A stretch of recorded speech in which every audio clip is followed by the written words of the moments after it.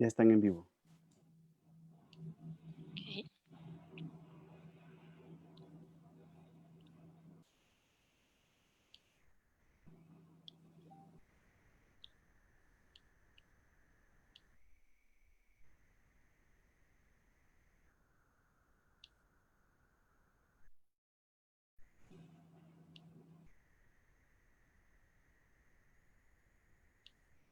Ahí estamos. Listo.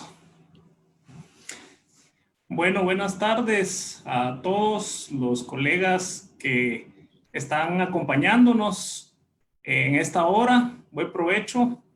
Gracias por estar acompañándonos. Para nosotros es pues de mucha alegría poder estar celebrando nuestro 13 aniversario con este tipo de iniciativas, con este tipo de webinars que creemos que son importantes y que pues sin duda alguna son muy útiles para la dignificación de nuestro gremio, para la dignificación de nuestra profesión.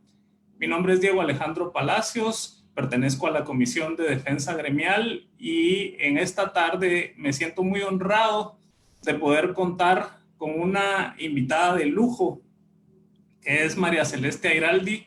María Celeste es directora de Sensorium, el Centro Sensorium de Paraguay. Es especialista en terapia racional emotiva. El instituto cuenta con el aval del Albert Ellis Institute de Nueva York y pues ha realizado una carrera y un trabajo impresionante, no solo en el área de la terapia racional emotiva como un enfoque, sino que en general en las terapias basadas en la evidencia científica.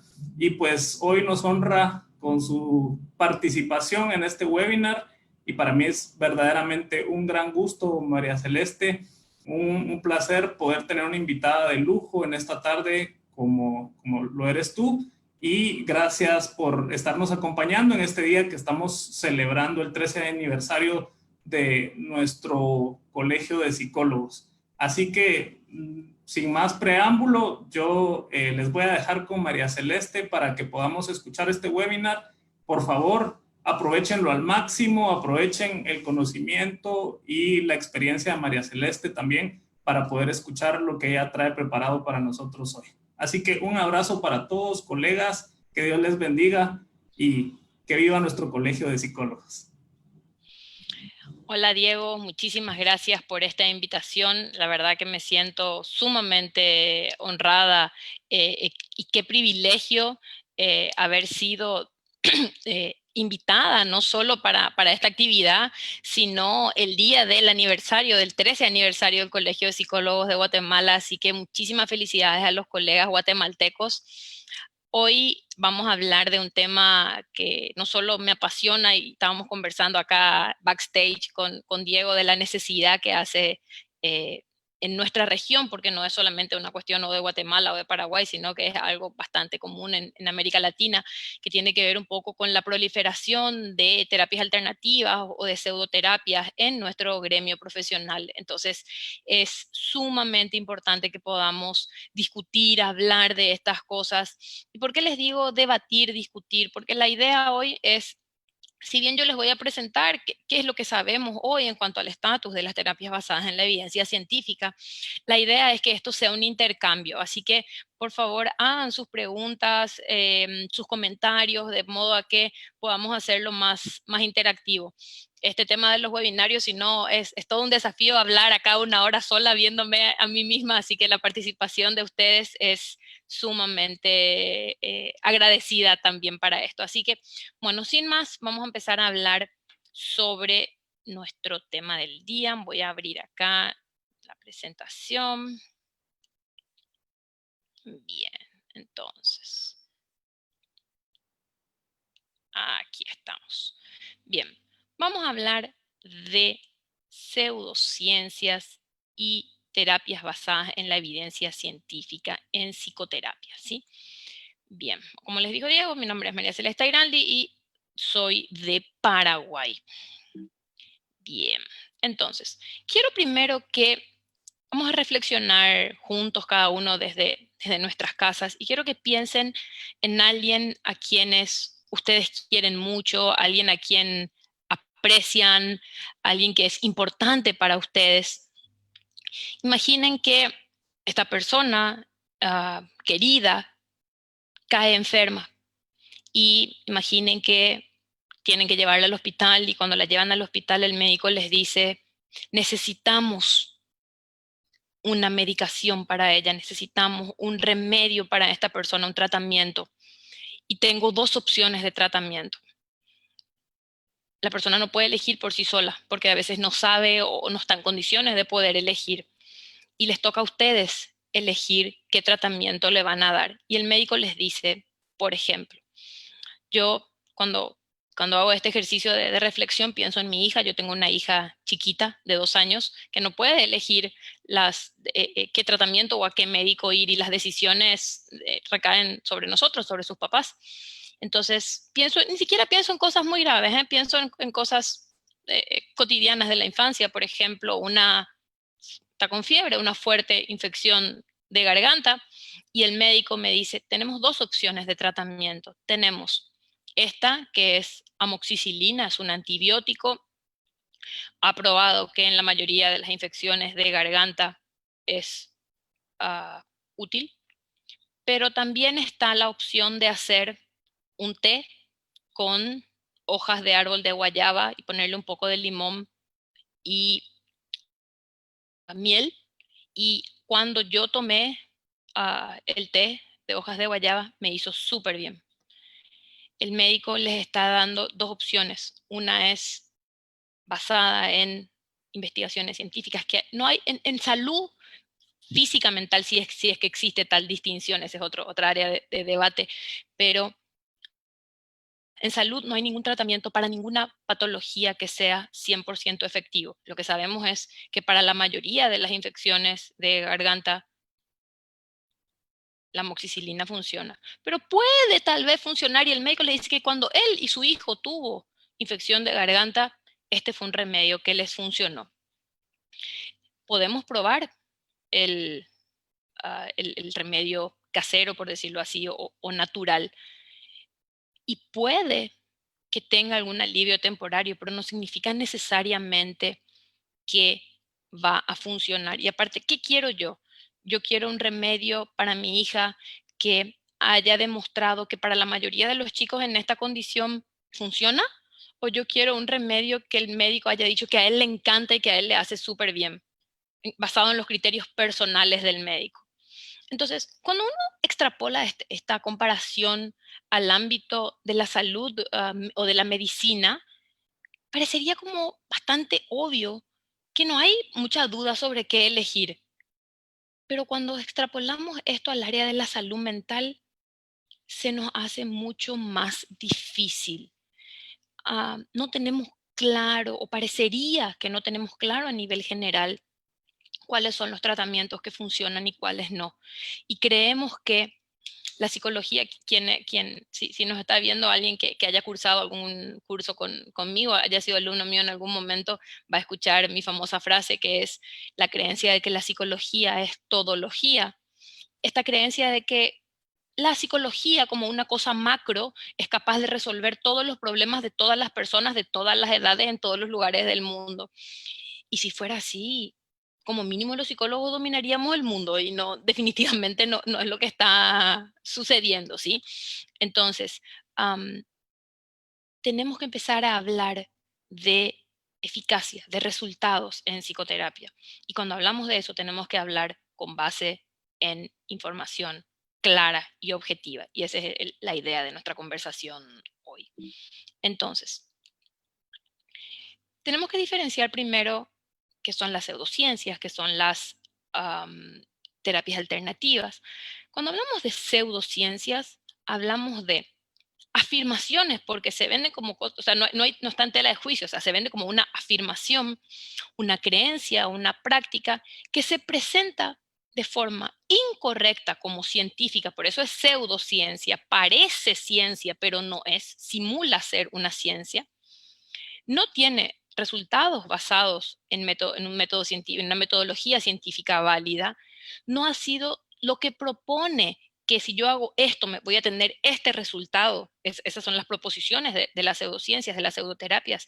No se pudo comprobar, más allá de algún resultado anecdótico del a mí me funcionó el té de hoja de guayaba, a efecto placebo, o sea, el efecto de que tal vez solamente por el hecho de que yo pensé que iba a funcionar y por la esperanza de que iba a funcionar, u otras cosas que hice junto a esa intervención, yo le atribuyo la mejoría a el té que puede haber tomado. Entonces, es importante que son afirmaciones hechas y presentadas incorrectamente como científicas, pero que sus proposiciones, sus metodologías, sus aparentes resultados no se pueden comprobar.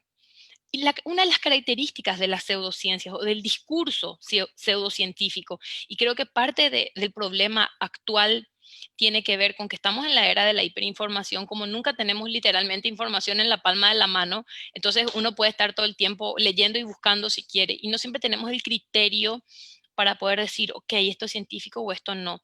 Y el discurso pseudocientífico se vale de esa falencia nuestra, de esa necesidad de resultados rápidos y de nuestra ingenuidad. Y entonces tenemos, ¿cómo por ejemplo diferenciar un enunciado pseudocientífico? Dice, estudios de Harvard han comprobado que Harvard no estudia nada, lo que estudia son los investigadores de Harvard. Entonces, puede ser que las personas que hicieron la investigación sean de Harvard, pero siempre va a estar el nombre y el apellido y el año en el que esa persona dijo eso. Entonces, no sé, Smith y, no sé, eh, Smith y Sánchez, porque un latino estuvo ahí, hicieron tal investigación y concluyeron que en tal año. El discurso científico tiene fechas, tiene nombres, puede tener instituciones, pero no es la institución la que le da el aval, y sí el nombre del investigador. Y generalmente eh, eh, hay referencias de las investigaciones para que yo pueda ir a buscar los resultados originales. Los enunciados pseudocientíficos hablan de grandes instituciones, hablan a veces, ahora está el neuro todo, neuromarketing, todo, ¿sí? Entonces, neuroliderazgo, neuroventas. Entonces, eso parecería como que tiene un sustento basado en las neurociencias, cuando en realidad el único neuro que hay es el del nombre y nada más. Entonces, se valen de esas ingenuidades a veces nuestras para que nosotros terminemos comprando esos productos, ¿sí? Entonces, ¿qué características tienen? Son afirmaciones vagas, o sea, todo es, no se puede objetivizar lo que están diciendo. Generalmente son exageradas en el sentido de que son resultados maravillosos en muy poco tiempo, y es como pensamiento dicotómico de todo o nada, de estar pasándola súper mal, vas a tener este resultado maravilloso y mágico, y lastimosamente en salud no hay resultados mágicos, ¿sí? Infalsables en el sentido de que, como ni siquiera hay procedimientos metodológicos bien establecidos, ni siquiera se puede probar que son falsas, o que se puede refutar lo que están diciendo, ¿sí? Son dogmáticas en el sentido de que sus seguidores y sus promotores, las personas que practican las pseudociencias, tienen confianza ciega en lo que le enseñaron. Y cuando uno le dice, pero espera, ¿cuál es la evidencia? ¿Dónde están los resultados, las investigaciones que demuestran que esto es así o que es distinto? La respuesta es que no lo entenderías, es que es muy complejo, es que si no estás adentro, es que yo lo vivo en el consultorio, pero no se trata de lo que yo vea, porque además, si yo estoy profundamente convencido, ciegamente, de que esto funciona, voy a tener un sesgo a la hora de ver los resultados de mi paciente o del consultante que está frente a mí. Entonces, ese es un peligro aún mayor. No se disponen a evaluaciones externas o evaluaciones metodológicamente rigurosas. Generalmente en el ámbito de la psicoterapia se apoyan en esto de que la individualidad y la subjetividad del ser humano no se puede estudiar, porque cómo vamos a estandarizar um, a los seres humanos, que somos todos individuales y únicos. Y la realidad es que somos todos individuales y únicos, pero el sufrimiento a nivel de psicopatología se evidencia de manera bastante similar en todas las culturas, ¿sí?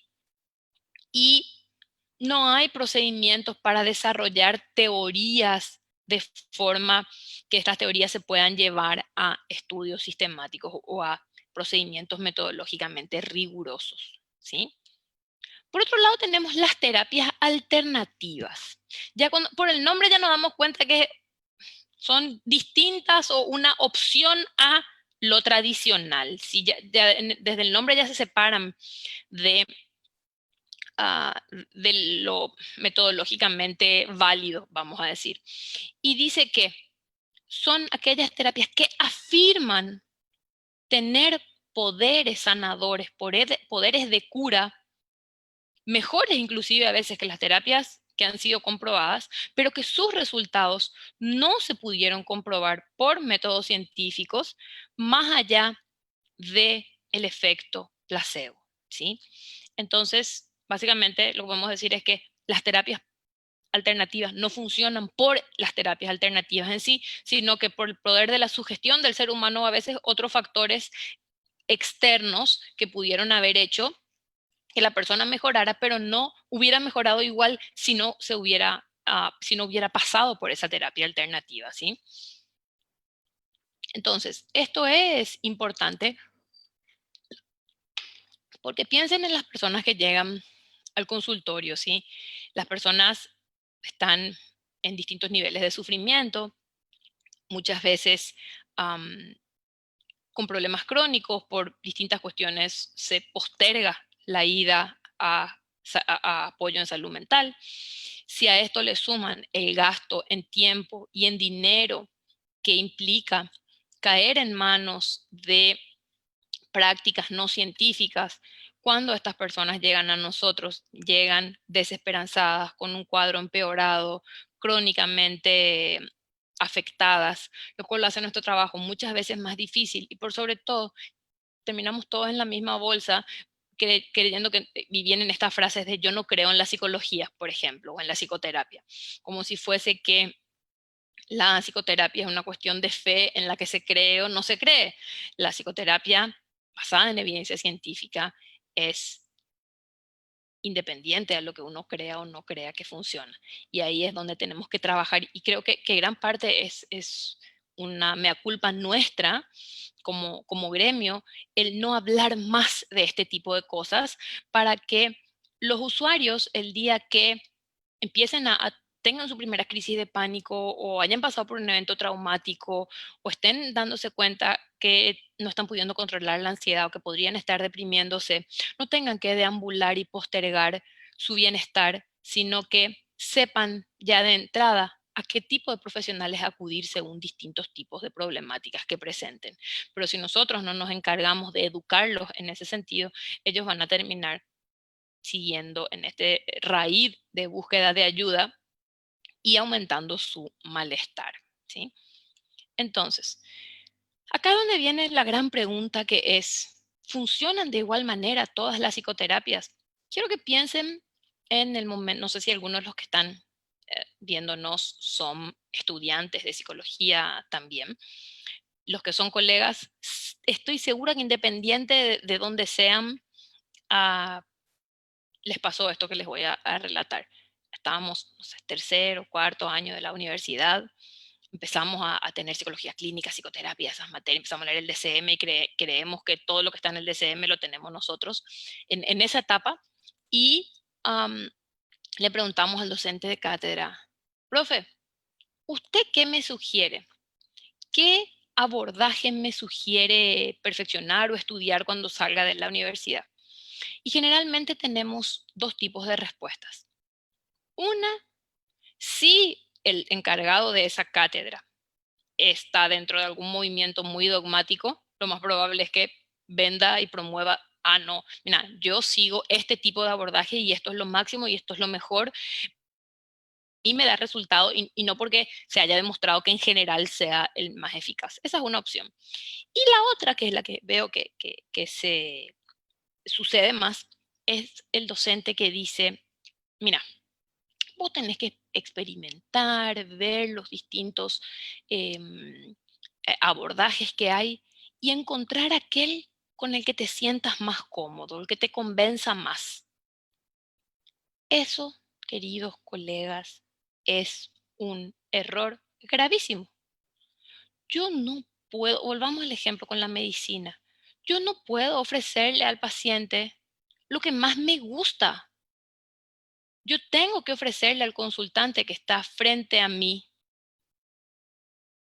lo que ha demostrado que es más eficaz para su problema, ¿sí?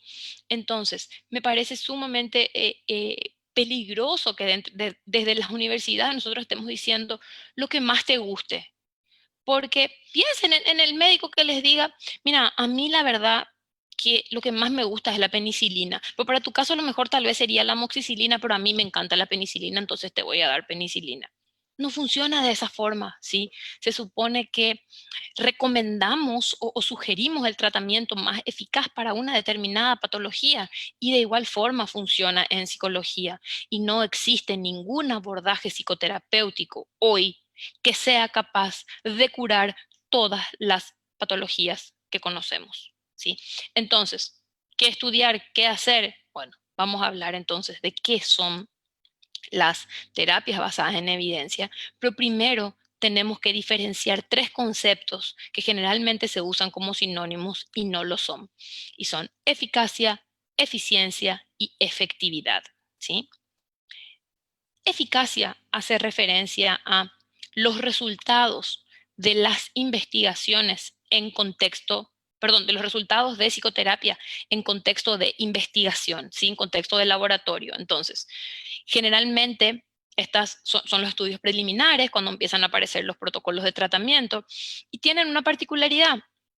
Para que yo pueda saber si este tratamiento es eficaz para este trastorno, yo necesito que los pacientes tengan esa única, ese único diagnóstico para que yo pueda saber que para este caso funciona y que no está generando ahí un efecto de otras patologías o de otras problemáticas.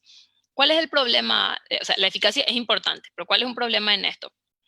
La mayoría de los pacientes que llegan a consultorio no son pacientes de diagnóstico único. Las comorbilidades son cada vez más frecuentes. Entonces, no nos alcanza solamente con conocer resultados de eficacia, ¿sí? Entonces, partimos a la efectividad. ¿Qué es la efectividad? Cuando ya tenemos resultados de que los protocolos de tratamiento funcionan en ambientes reales, en el consultorio, ¿sí? Ya podemos decir que estamos un peldaño más arriba. Los tratamientos son efectivos fuera del laboratorio y en el mundo real funcionan. Pero lo que anhelamos no es solamente a tratamientos efectivos, sino a tratamientos eficientes. ¿Y qué es la eficiencia? Los tratamientos eficientes son aquellos que funcionan en contextos reales, ¿sí?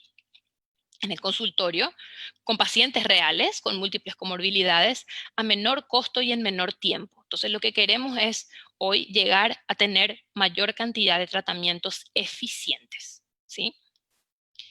¿Y cómo voy a saber entonces qué, qué tratamiento estudiar o qué abordaje estudiar si no es lo que más me guste el criterio de selección?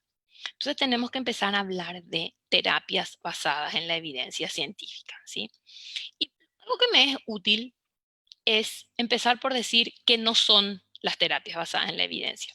Cuando nosotros empezamos a ofrecer hace casi 10 años atrás la primera formación en terapias basadas en la evidencia en Paraguay, y según tenemos conocimiento, nos han dicho que probablemente haya sido una de las primeras de Latinoamérica, nos decían, este es un nuevo abordaje de psicoterapia, como si fuese que hay terapias, no sé, cognitivo-conductuales, conductuales, contextuales, sistémicas, gestálticas y basadas en la evidencia. No, no es un nuevo abordaje en psicoterapia, no es un abordaje teórico. Las terapias basadas en la evidencia son ateóricas, son transversalmente, son la teoría, vamos a hablar ahora de eso, y no es una forma de hacer terapia. Entonces, ¿qué son las terapias basadas en la evidencia? Es un acercamiento entre la psicoterapia y la investigación científica para conocer cuáles son los tratamientos psicológicos más eficaces y más eficientes, ¿sí? De acuerdo a los resultados de las investigaciones más recientes, ¿sí? Entonces, ¿cómo sé yo si una terapia, o sea, qué necesita una terapia para poder tener el sello de esto está basado en evidencia científica, ¿sí? Son 3 criterios fundamentales. El primero es que haya al menos 2 estudios con grupo control activo, ¿sí? Entonces, yo tengo metodológicamente, ustedes saben que estas investigaciones se hacen, agarramos, por ejemplo, 100 personas, a 50 le aplicamos el tratamiento que yo quiero probar y a las otras 50 le doy otro tratamiento, ¿sí? Y comparo luego de las intervenciones cuál tuvo mejores resultados para esa patología, para esa población, ¿sí? Y tiene que haber al menos 2 estudios hechos por distintos grupos que hayan demostrado resultados de eficacia.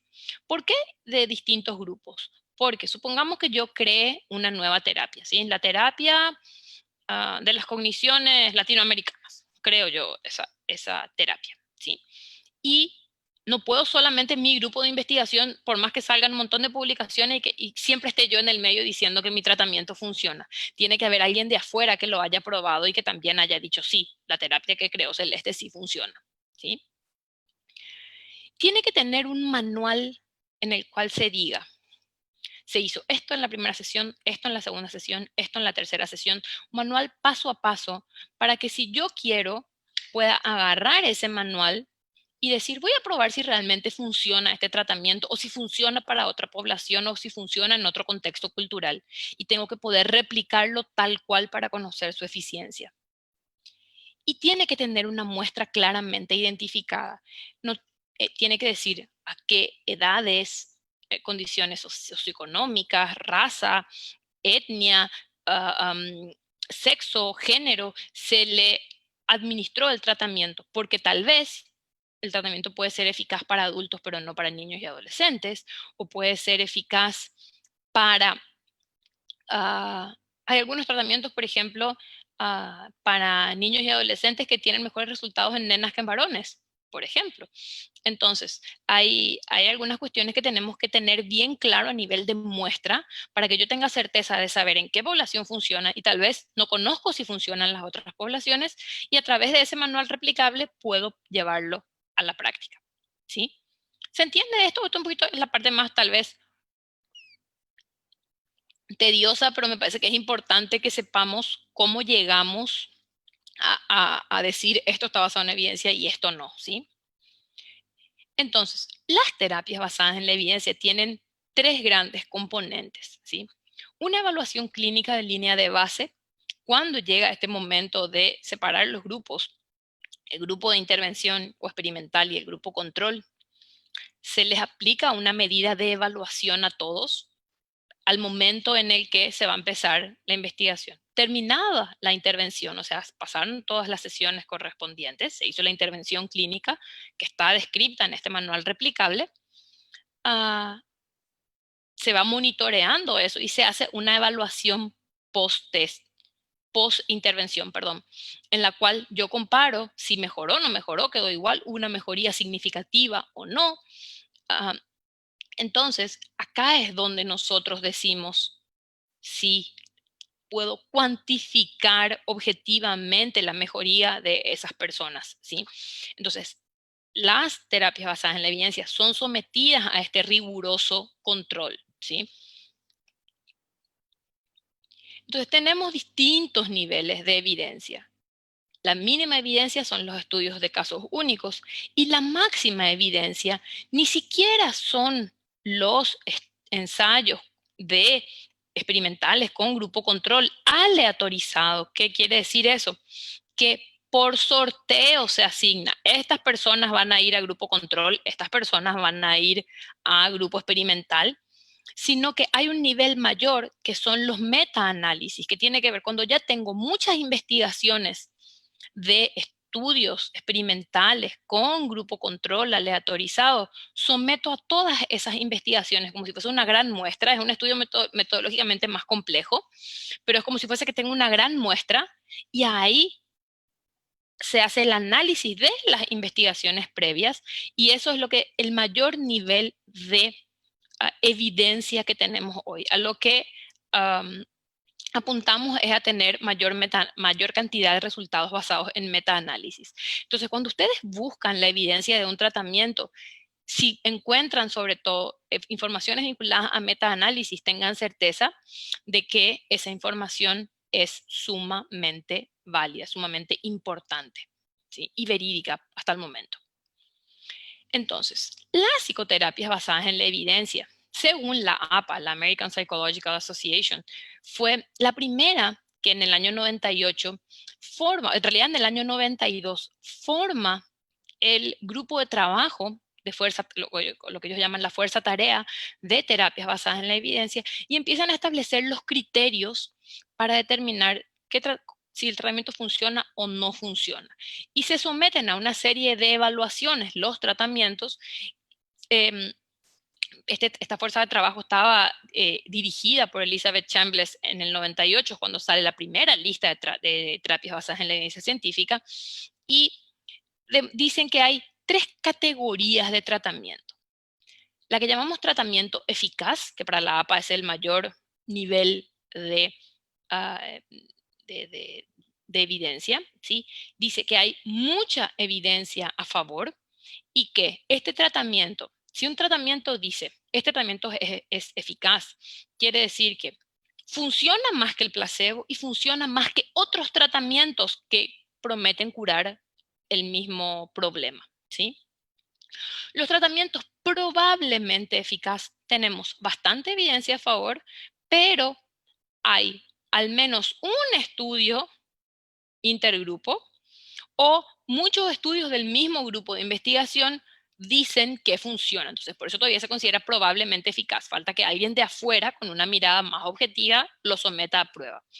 Y tenemos los tratamientos posiblemente eficaces, que son los nuevos tratamientos que la evidencia parecería demostrar que funciona, pero que todavía falta conocer más datos para llegar a un consenso. Y luego hay otras categorías que son los que llamamos tratamientos controversiales o los tratamientos no recomendados o iatrogénicos, en el sentido de que no solo no funcionan, sino que además de no funcionar, generan daño. Así es, hay tratamientos psicológicos que generan daño y es importante que los conozcamos, ¿sí? Es interesante que en el 2015 se forma una nueva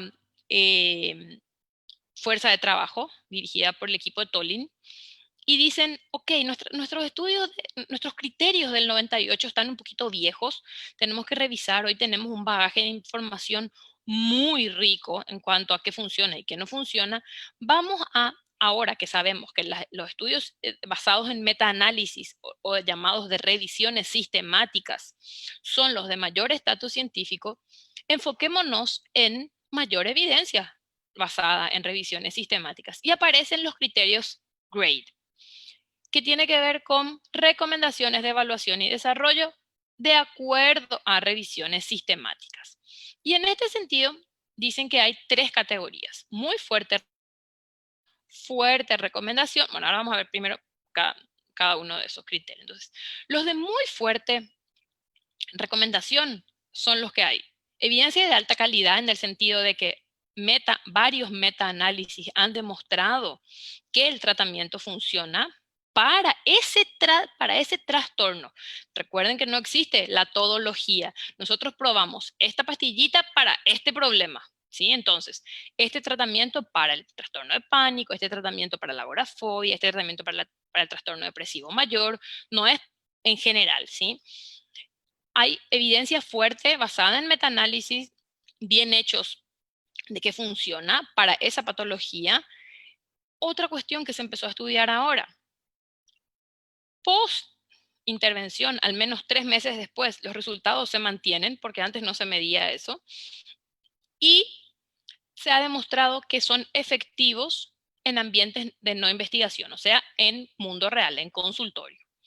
Después tenemos los estudios, las terapias fuertemente recomendadas, donde tenemos evidencia de calidad basada en metaanálisis de que mejora más que otros tratamientos o que mejora la funcionalidad de las personas, pero no necesariamente a largo plazo, ¿sí?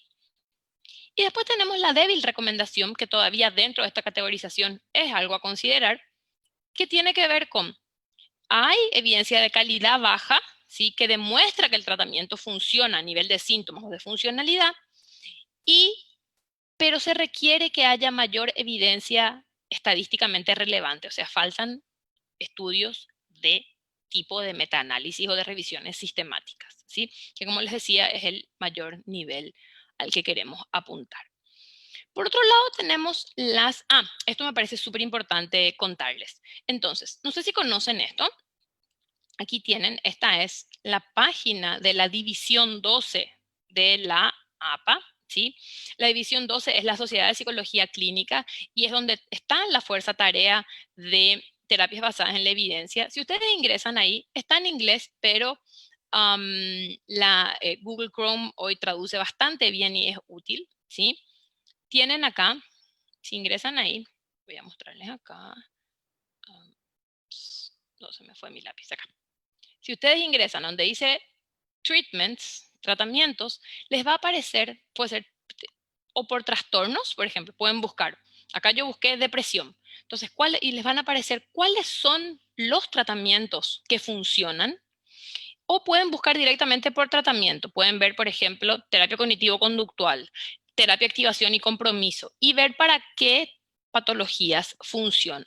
Lo interesante que ustedes van a ver, por ejemplo, yo acá busqué depresión, están los distintos tratamientos y va a aparecer, fíjense, de acuerdo a los criterios de del 98, fuerte evidencia a favor. Todavía no se evaluó en base a criterios 2015. Sabemos que funciona, lo cual ya es importante, si en este caso es la terapia de activación conductual para la depresión, pero nos falta revisiones de metaanálisis, lo cual no invalida lo anterior, ¿sí? Son muy poco, piensen que estos criterios son de 2015 y estas investigaciones de largo plazo y todo llevan su tiempo.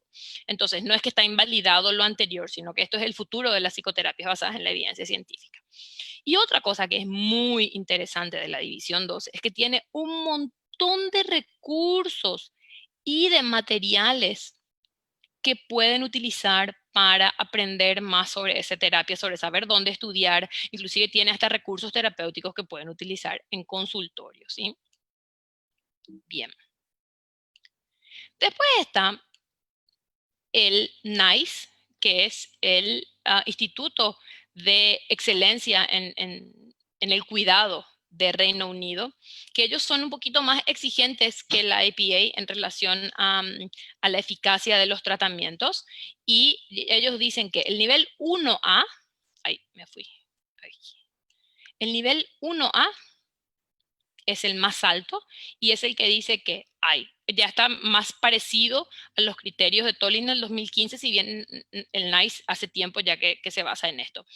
Dice que evidencia en metaanálisis y en estudios experimentales con grupo control aleatorizado, ¿sí? Entonces ellos apuntan también, y ustedes la página del NICE es espectacular, ¿sí? Ustedes pueden buscar también, hay muchísima información gratuita, entonces nice.org.uk, y es tan intuitiva para su navegación, porque ustedes, por ejemplo, yo acá puse tratamiento para, me fui, espérenme. Ahora sí. Acá. Tratamiento para el trastorno de pánico, ¿sí? Y les aparece un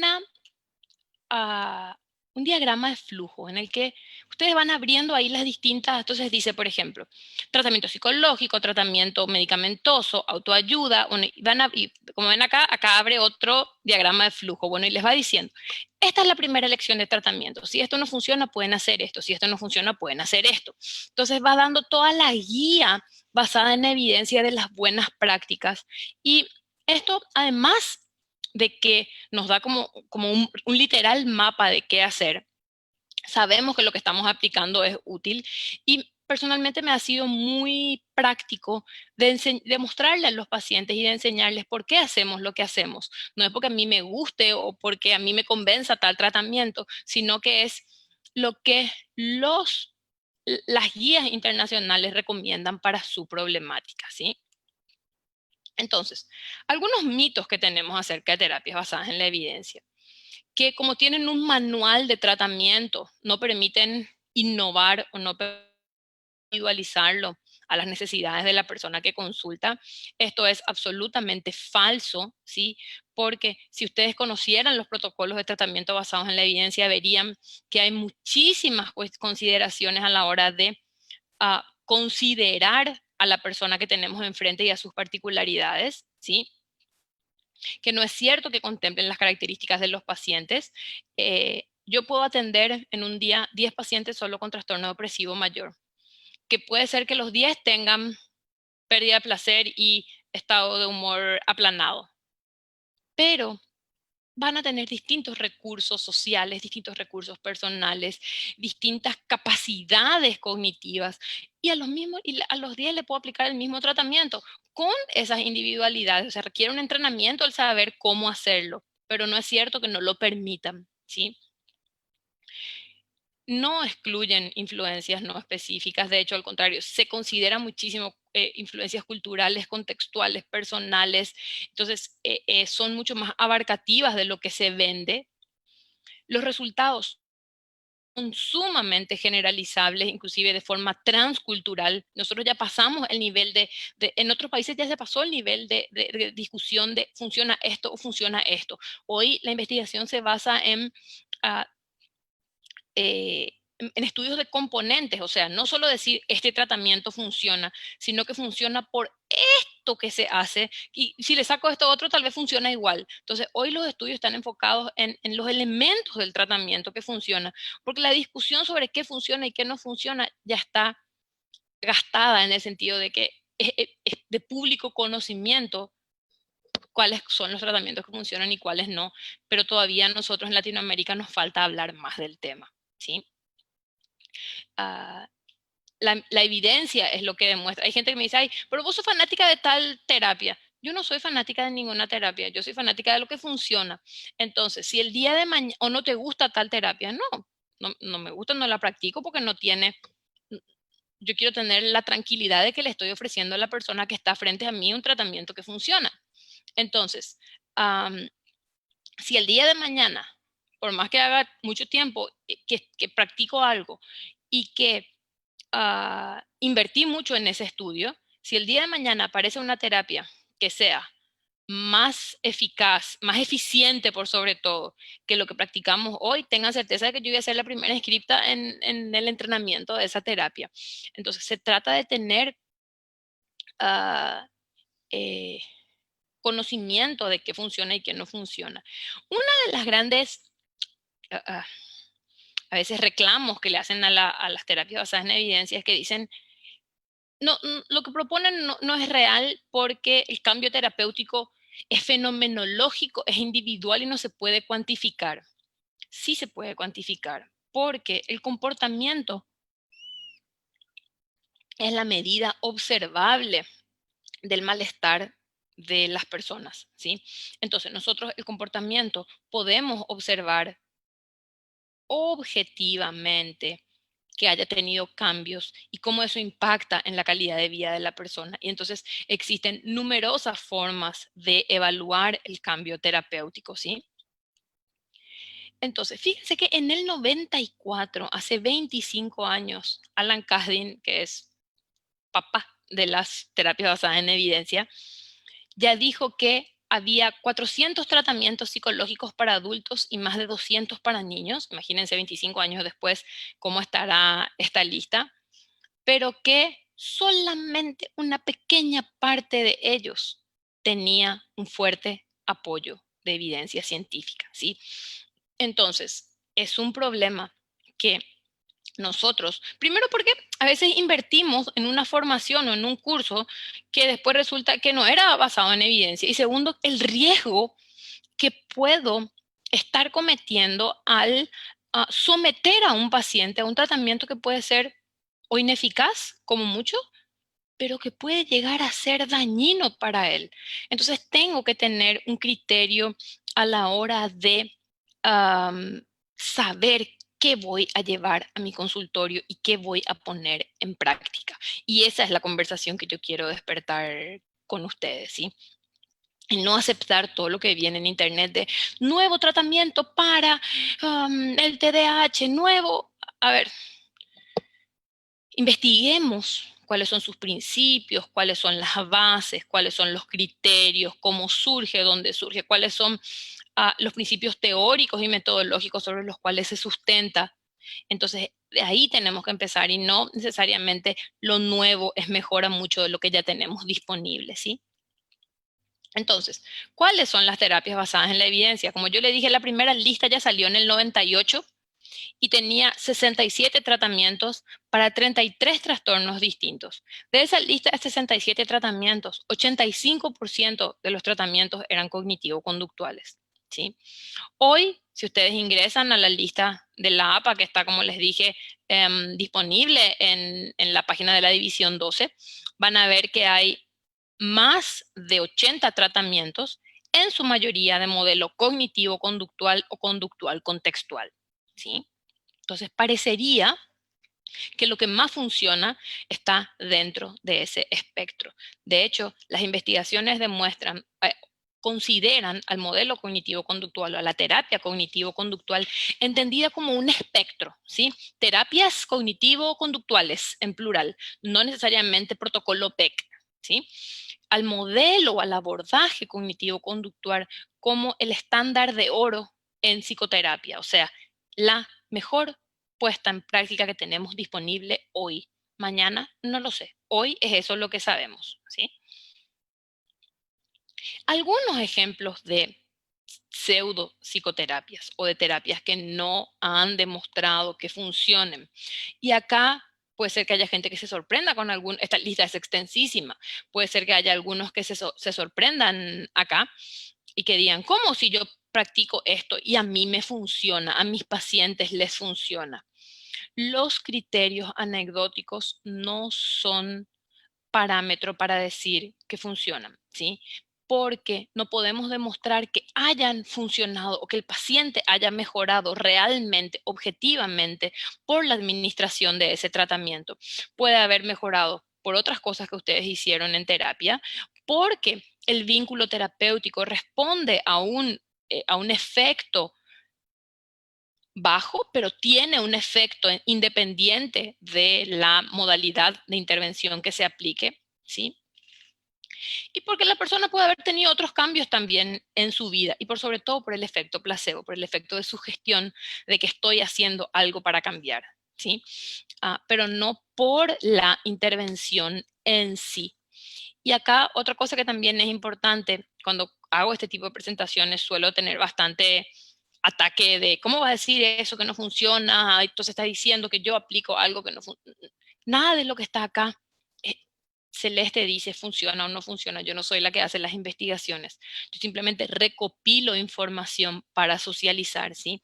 Algunas de esas terapias que no han demostrado ser eficaces son las constelaciones familiares, las flores de Bach, la dianética, la bioneuroemoción o biodescodificación, que en el caso particular de la biodescodificación y el debriefing psicológico para trastorno de estrés postraumático, además de no funcionar, son consideradas terapias iatrogénicas, o sea, terapias que hacen daño. En el caso de las constelaciones familiares, también hay situaciones reportadas en las que ha habido brotes durante una constelación. La programación neurolingüística, la hipnosis o hipnoterapia, la solución mineral milagrosa o MMS para el autismo, la homeopatía, el Reiki, Theta Healing, las barras de Access y el EMDR. Son algunas de las terapias psicológicas que no han demostrado ser eficaz, ¿sí?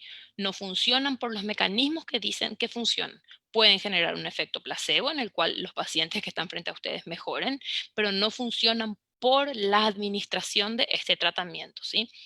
Por otro lado, vamos a hablar de algunos ejemplos de psicoterapias basadas en la evidencia.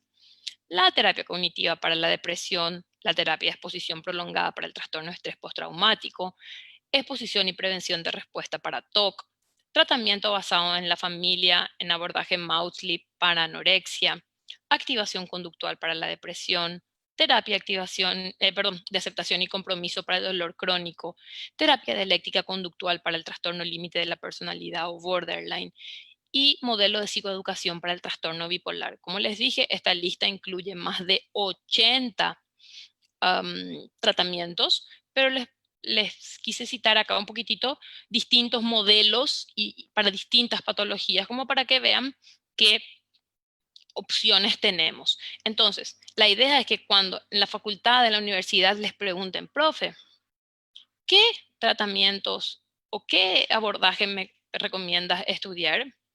Aquel que demuestre mayor eficacia para la población con la que desees trabajar. Entonces, si yo quiero trabajar con TLP, quiero trabajar con pacientes border, tengo que estudiar DBT, no es otro el camino.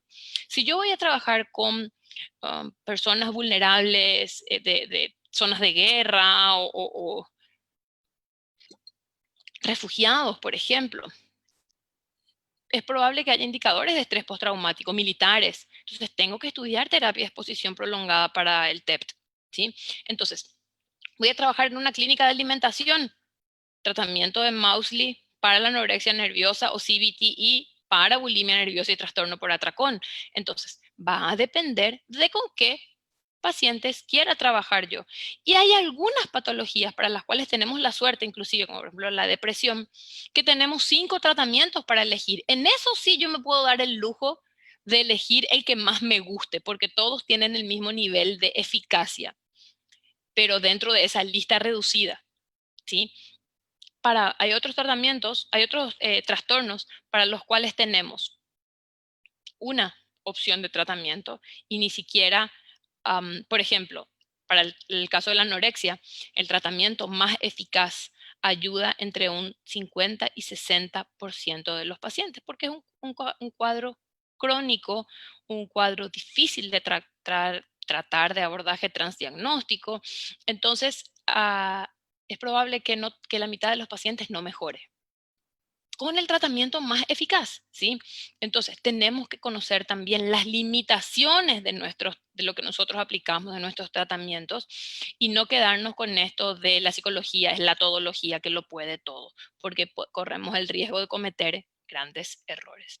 Entonces, para finalizar, ¿cuáles son algunos criterios por los cuales tendríamos que aplicar psicoterapias basadas en la evidencia científica? Porque los índices de las que están en estas listas de eficacia son más elevados que otros tratamientos y eso se ve a largo plazo. Porque otra cuestión es también, no, pero estos tratamientos, estos mitos, se hacen para los gringos y nuestra cultura latina es distinta y no funciona de igual manera acá. Prácticamente en todos los países del mundo se han realizado estudios sobre estos protocolos y los resultados son similares porque no se enfoca en el contexto cultural, si bien lo consideran, pero se enfoca más en los signos y síntomas de los pacientes. Porque los protocolos son manualizados, pero permiten individualización y flexibilización. Pero lo bueno de que sean manualizados es que al terapeuta le da seguridad, porque bueno, a ver, ¿qué hago con este caso desafiador? Tengo que seguir, si sigo estos pasos, aumentan las chances de que yo pueda ayudar a esta persona. Y por otro lado, le brinda seguridad también al consultante, de que si sigue haciendo esto, aumentan las chances de que él mejore, que al fin y al cabo es lo que busca y es lo que quiere. Y esto genera un menor costo en tiempo, en dinero, en servicios de salud, en ética y en problemas posteriores, ¿sí? Entonces, eso es todo lo que yo quería compartir con ustedes hoy. Y para reírnos un poquito al final, recordemos que la ciencia se refuta con evidencias y no con opiniones, lo que más me gusta a mí o lo que mejor me cae, ¿sí? Bien, entonces acá les dejo mi correo. En María Celeste Airalip sí me encuentran en redes en Facebook e Instagram, y en @cde, sensorium.cde es nuestro centro de psicología, que también en Facebook y en Instagram lo encuentran con esa denominación si quieren seguir conversando fuera de nuestro encuentro de hoy. Así que muchísimas gracias. Voy a cerrar acá a ver si tienen alguna pregunta. Ahí está. Bien, con esto yo termino acá mi presentación y no sé si tienen alguna duda o alguna pregunta que quieran hacer al respecto de la ponencia. La terapia, bien, acá, la terapia cognitiva conductual enfocada en el trauma es una terapia basada en la evidencia. Tiene cierta evidencia a favor, sí, no es la de mayor evidencia, sí. Inclusive voy a aprovechar tu pregunta para mostrarles acá cómo se hace para responder esas preguntas, porque yo tampoco tengo todas las respuestas. Entonces, cuando tengo dudas sobre un tratamiento en particular, voy y le pregunto a la gente que sabe, que es la gente de la APA. Entonces, voy a aprovechar a mostrarles acá. Aquí, a ver. Aquí entonces. Ingresé a la página de la división 12. Entonces acá tenemos. Vamos a buscar por patología. No, aquí. Aquí. Por diagnóstico.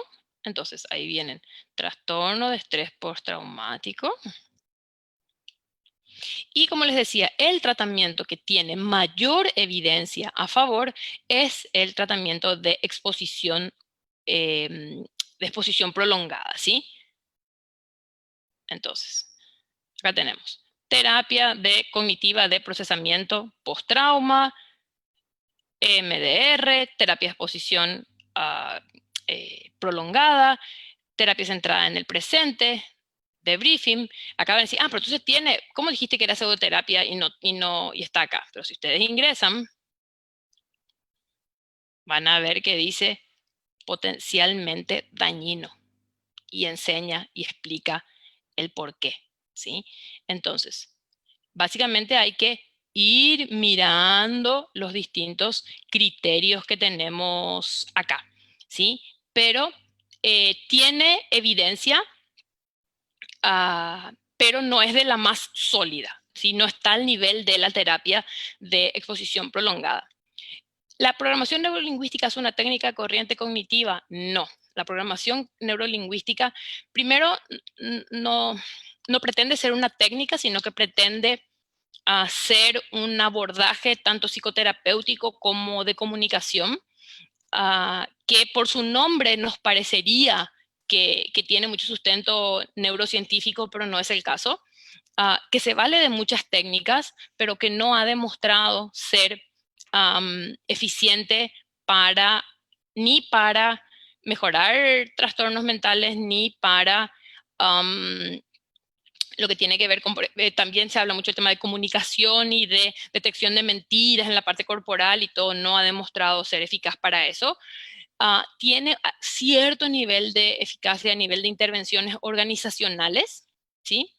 Pero no como un abordaje psicoterapéutico para patologías.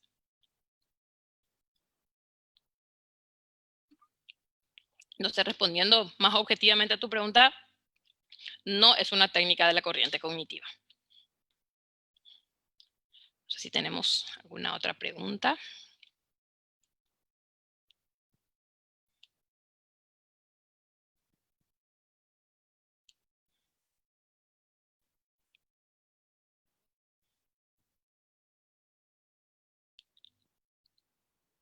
Bien. Acá. La OP reconoce al EMDR. Bien, qué buena pregunta. ¿Por qué la OMS reconoce al EMDR o al tratamiento de movimientos oculares rápidos para el trastorno de estrés postraumático y no la APA. Yo les estaba diciendo que hoy los estudios están basados más en componentes, o sea, no en qué de la receta de ese tratamiento funciona, ¿sí? Y si ustedes conocen un poquito de cómo funciona MDR, tiene que ver con movimientos oculares rápidos para pasar de un hemisferio al otro y reprocesar las memorias, ¿sí? Al mismo tiempo que uno va, estoy simplificando esto al nivel así mega básico, y la persona va de alguna forma reprocesando y reexperimentando la experiencia traumática, ¿sí? Cuando se desglosan los componentes, se ve que MDR sí funciona. Las personas que se someten a este tratamiento con estrés postraumático mejoran los síntomas, con una salvedad. No, cuando se sacan los componentes, no hay mejoría solamente con el movimiento ocular. Entonces, parecería que lo que hace que mejore es exponerse a revivir el trauma y a habituarse a esa experiencia, ¿sí? Entonces, sería más una cuestión de reestructuración cognitiva que de movimientos oculares. Por lo tanto, por eso está dentro de la catalogación de tratamientos controversiales, porque se sabe que funcionan, pero no se saben, o sea, no por los mecanismos que dice que funcionan. Entonces, se llega a la conclusión de, ¿para qué hacer los movimientos oculares si no es necesariamente lo que hace que funcione el tratamiento? ¿Sí? Entonces, eso básicamente es la respuesta. Bien.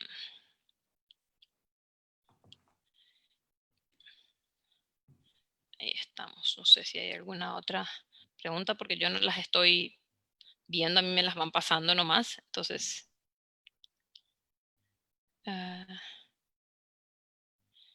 ahora sí, habría acá. Para la anorexia, ¿qué terapia se sugiere? Para la anorexia, estoy leyendo acá ahora sí las preguntas. Para la anorexia, la terapia más eficaz es la terapia de abordaje basado en la familia, el protocolo de Mausley, y es el más eficaz de todos. Veo que hay muchísimos comentarios. No creo que pueda leerlos todos y responderlos a todos, pero por favor, siéntanse cómodos de escribirme y de preguntar lo que necesiten luego, ¿sí?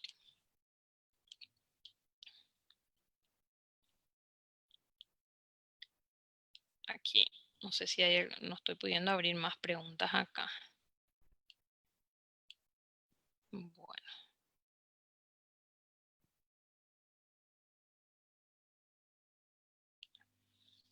Ahí estamos, Diego. Entonces, no sé si hay alguna otra pregunta más que la gente quiera.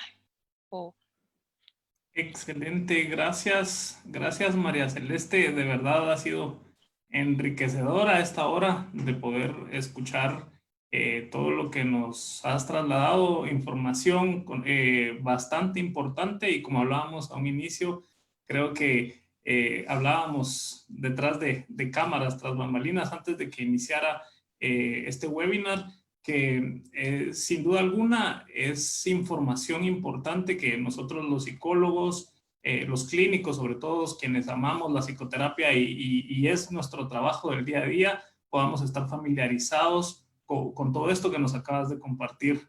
Así es. De fortalecer, también hablamos, y yo te decía, hablamos de fortalecer nuestro gremio, de fortalecer nuestra profesión, de dignificarla, pero creo que una buena forma de empezar haciéndolo es justamente retomar ese lugar que le ha dado ahí sí que el método científico. Así es. La ciencia, o sea, lo que ha hecho de nuestra profesión una ciencia, es retomar eso y estar cada vez más conscientes y entender que nuestra formación, nuestra profesión necesita de la dedicación y la investigación constante todo el tiempo. Aquel que pensó que solo se estudia la carrera y ya estamos listos para enfrentar al mundo, Creo que es un gran error y que nuestra profesión implica una formación y una actualización constante todo el tiempo, investigaciones y estar en contacto con todo eso. Así que en lo personal, y sé que a nombre de todos los colegas, a nombre también del Colegio de Psicólogos y de la Comisión de Defensa Gremial, muy agradecidos contigo, de verdad extraordinaria, tu presentación muy clara y nos deja pues seguramente con muchas inquietudes y muchas cosas que seguramente tenemos que ir a investigar, ir a seguir leyendo y a seguir Esa es la idea. estudiando sobre eso. La idea es despertar ese sentido de, a ver, de dudar, ese ojo crítico y de que cuando aparece algo tan maravilloso y tan mágico que parece que resuelve todo rápido, uno diga, ¿será que esto es así? Entonces, eso es lo que quiero. Yo tampoco conozco todos los tratamientos que existen, o sea, todos los tratamientos eficaces. Hace poco, actualizando una presentación para otro lado, dije, mira, este tratamiento es nuevo. No me acuerdo cómo se llamaba. Pero era muy interesante y dije, a ver, y empecé a leer un poco más, o sea, no conozco todo lo que existe, pero cuando aparece algo nuevo, no es decir, qué bueno, es a ver qué se sabe de esto, de tener ese ojo crítico, desconfiado, de buscar evidencias antes de comprar lo primero que aparece. Y si logré despertar eso, con eso yo ya me quedo contenta. Seguramente que sí, María Celeste. Así que, como te repito, muchas gracias a nombre del Colegio de Psicólogos, a nombre de todos los colegas, yo lo sé. Haberte escuchado ha sido exquisito en esta tarde y creo que muy refrescante y muy retador también para invitarnos justo a eso que decías, ¿verdad? A poder seguir investigando y despertar esa inquietud constante por estar viendo y yendo a cada momento a investigar y ver si esto está pegado a lo científicamente evidenciado, ¿no? Así que mil gracias por acompañarnos, de verdad, extraordinario tu presentación, eres una mujer extraordinaria, una profesional extraordinaria y de verdad, mil gracias. Te mando un abrazo fuerte y seguramente seguiremos en contacto para seguir platicando estos temas que nos apasionan a muchos y debiera apasionarnos a todos, así que siempre seguimos en comunicación, María Celeste, y nuevamente mi agradecimiento por siempre. A ti, gracias Diego, por esta invitación, por este espacio para reflexionar acá juntos. Gracias por tan lindas palabras. Una vez más, felicidades a los colegas guatemaltecos. Gracias por este espacio, gracias por estar ahí conectados, escuchando un poco sobre cómo podemos tener un poquito un ojo más crítico en nuestra práctica profesional. Y nada, los invito a seguir conversando sobre esto, sea a través del Colegio de Psicólogos de Guatemala o me escriben, que tengan paciencia, yo respondo, a veces estoy en estas maratones, pero respondo, así que para mí es un placer este tipo de espacios de debate, así que una vez más muy agradecida a ustedes. Hasta la próxima y un abrazo para todos los colegas de Guatemala.